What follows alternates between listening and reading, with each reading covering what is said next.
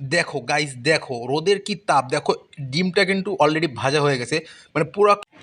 আজকে আমরা ট্রাই করব রোদে ডিম ভাজবো। দেখি এই যে এখন যে তাপমাত্রা পড়তেছে, আমরা এই তাপের মধ্যে একটা প্যান দিছি, প্যানের মধ্যে দিয়ে আমরা প্যানটা গরম হবে, রোদে রোদে গরম হওয়ার পরে আমরা ডিম ভাজবো। দেখি আমরা পারি কিনা ডিম ভাজতে। এবং আজকে এইটা আমরা ট্রাই করে দেখবো, যেহেতু আমরা অনেক ভাইরাল ভিডিও দেখছি যে রোদের মধ্যে প্যান রেখে সেখানে ডিম ভাজি করছে, এবং অনেকগুলো ভিডিও কিন্তু আমরা গত বছর দেখছি। তো এই বছরের তাপমাত্রাটা ঠিক অত পড়ে পারে না এখনও, কিন্তু যতটুকু পড়ছে আমি আশা করি ডিম ভাজতে পারবো না। আমরা এক প্যানটা রোদে রেখে দিছি এবং আমরা অপেক্ষা করব, দেখি প্যানটা গরম হয় কিনা। তো অলরেডি প্যানটা গরম হয়ে গেছে, গরম হয়ে যাওয়ার পর আমরা তেল দিয়ে দিচ্ছি এখন প্যানে, এবং এই তেলটা গরম হওয়া পর্যন্ত আমরা অপেক্ষা করব।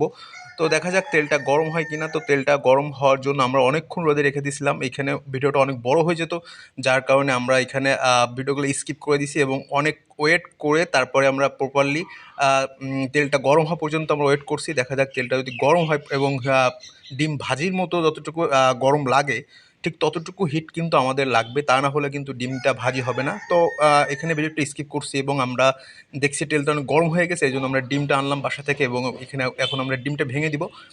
তো ডিমটা আমরা ভেঙে দিচ্ছি। দেখো ডিমটা দেওয়ার সাথে সাথে কিন্তু ওই ওই পাশে তোমরা যদি খেয়াল করে থাকো, পাশে কিন্তু ডিমের যে সাদা অংশটা ওইটা কিন্তু অলরেডি আস্তে আস্তে ভাজা হচ্ছে। তো এইখানে আমরা অপেক্ষা করব, এখন অপেক্ষা তো করতে হবে, কারণ এটা তো চোলা না যে দেওয়ার সাথে সাথে হয়ে যাবে। তো সেক্ষেত্রে আমরা একটু অপেক্ষা করব। আসলে প্যানটা কিন্তু মোটামুটি গরম, দেখো ডিমটা ফেলানোর পরে কিন্তু ছোটো ছোটো যে মানে চুলায় রাখলে যে ছোটো ছোটো গুড়ি গুড়ি যেটা ওঠে তাপের যেটা, ওই দেখো তোমরা যদি খেয়াল করে দেখো। তো আমরা একটু অপেক্ষা করবো এখানে।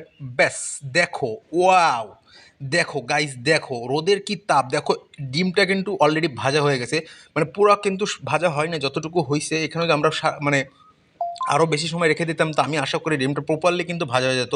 তো দেখো ডিমটা কিন্তু অলরেডি ভাজা হয়ে গেছে। দেখো ওই যে তোমরা দেখতে পাচ্ছ এখন অলরেডি কাঁচা আছে, কিন্তু এই দেখো এখনও সাইড দিয়ে কিন্তু তেলের যে বীজ মানে যে বুড়ি বুড়ি যেটা ওঠে ওইটা কিন্তু উঠছে। তার মানে এখনও পর্যন্ত যে পরিমাণ তাপ আমাদের হচ্ছে, এই তাপে মোটামুটি ডিমটা কিন্তু ফ্রাই হয়ে গেছে। তো দেখা